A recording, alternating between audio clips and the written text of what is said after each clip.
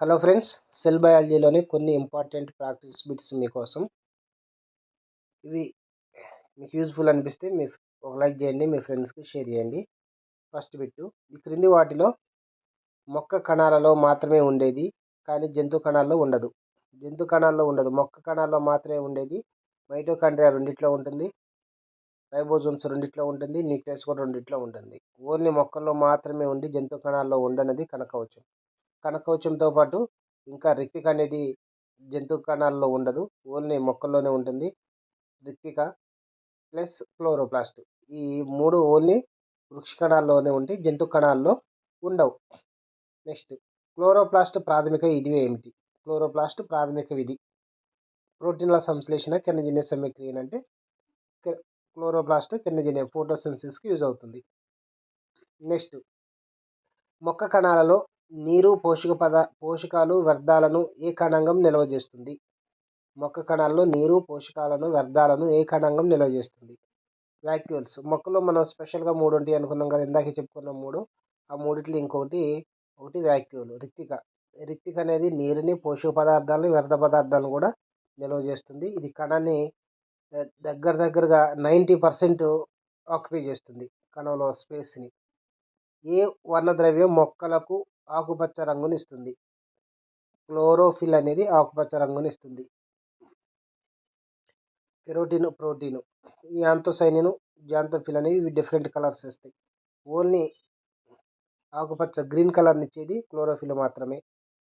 మొక్కల కణాల్లో కణకవచం ప్రాథమిక విధి ఏమిటి? కణకవచం ఓన్లీ మొక్క కణాల్లో ఉంటుంది అనుకున్నాం. ఇది దేంతో ఏర్పడి ఉంటుందంటే సెల్యులోజ్తో ఏర్పడి ఉంటుంది.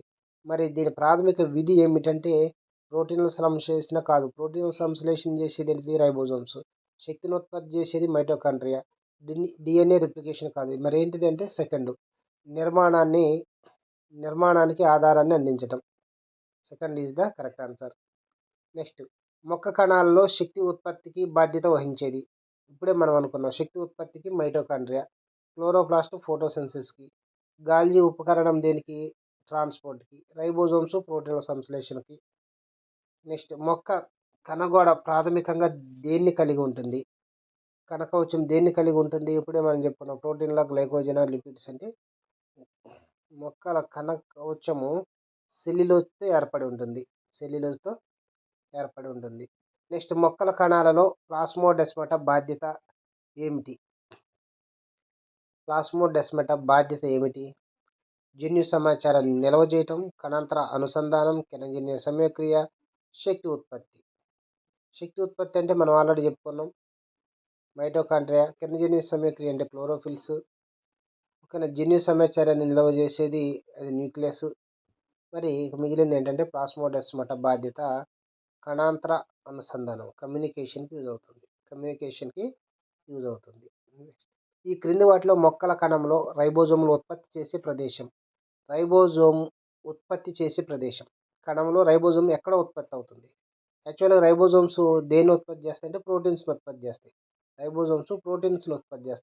ఆ ప్రోటీన్స్ను ఉత్పత్తి చేసే రైబోజోమ్స్ కణంలో ఎక్కడ ఏర్పడతాయి అంటే న్యూక్లియసా, న్యూక్లియోలసా, ఎండోప్లాజం రెటిక్యులమా, సైటోప్లాజమా? నెక్స్ట్, ఇందులో ఏది అనేది ఇంపార్టెంట్ అంటే రైబోజోమ్ ఎక్కడ ఉత్పత్తి అవుతుందంటే న్యూక్లియోలస్లో